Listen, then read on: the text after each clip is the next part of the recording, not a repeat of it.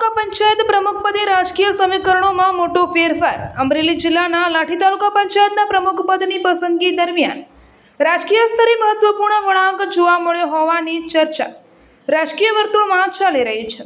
મળતી માહિતી મુજબ પ્રમુખ પદ માટે ઓબીસી અનામત હોવાના કારણે ભાજપ સામે ઉમેદવાર પસંદગીનો પડકાર ઊભો થયો હતો.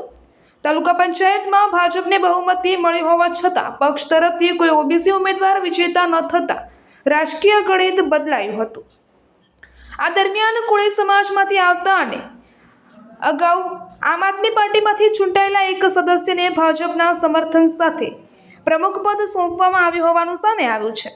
રાજકીય વર્તુળોમાં એવી પણ ચર્ચા ચાલી રહી છે કે આ સમગ્ર સમીકરણોમાં સાંસદ ભરતભાઈ સુતરિયા, રાજુલાના ધારાસભ્ય હીરા સોલંકી તેમજ ધારાસભ્ય જનક તળાવિયાની મહત્વપૂર્ણ ભૂમિકા રહી હતી. તેમજ ચેતન શિયાળે પણ સમગ્ર પ્રક્રિયામાં સક્રિય સંકલન કર્યું હોવાની ચર્ચા થઈ રહી છે.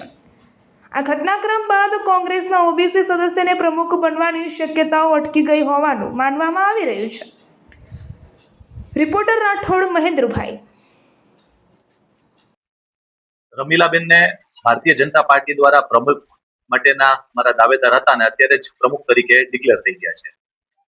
આના માટે અમારા રાજ્યના અમારા મંત્રી કૌશિકભાઈ વેકરિયા, સાંસદ ભરતભાઈ સુતરિયા, અમારા ભારતીય જનતા પાર્ટીના પ્રમુખ અતુલભાઈ કાનાણી, સ્થાનિક ધારાસભ્ય અમારા જનકભાઈ અને પાર્ટીના અમારા વરિષ્ઠ શરદભાઈ દ્વારા આજે અમે લાઠી આવેલા હતા. અને આપ જોઈ શકો એમ કે પ્રમુખ, ઉપપ્રમુખ, ચેરમેન, દંડક અને પક્ષના નેતા તરીકે બધા ચૂંટાઈ ગયા છે. અને અમને 100% વિશ્વાસ છે કે ભારતીય જનતા પાર્ટી ખૂબ સારું એવું અહીંયા કામગીરી કરશે. અને આપ સૌ જોઈ શક્યા છો કે બધા કાર્યકર્તા ખૂબ ઉત્સાહિત છે. અને ફરી અમે પાર્ટી આના પ્રજા લોકોનો અમે ખૂબ આભાર માનીએ છીએ. આજે લાઠી તાલુકા પંચાયતના પ્રમુખની વરણી હતી. છેલ્લા 10 દિવસથી કોંગ્રેસ દ્વારા અને આપ દ્વારા ભાજપનો પ્રમુખ નહીં બનવા દેવા માટેની મસામત કરી રહ્યા હતા. ત્યારે આજે અમારો તાલુકા પંચાયત પ્રમુખ, ઉપપ્રમુખની વરણી થઈ ગઈ અને બહુ ધમપસાડા કર્યા, ધાક ધમકી પણ આપી અને અંતે ભાજપનો વિજય થયો અને ભાજપના અમારા તાલુકા પંચાયતના પ્રમુખ બેન થઈ રહી ગયા.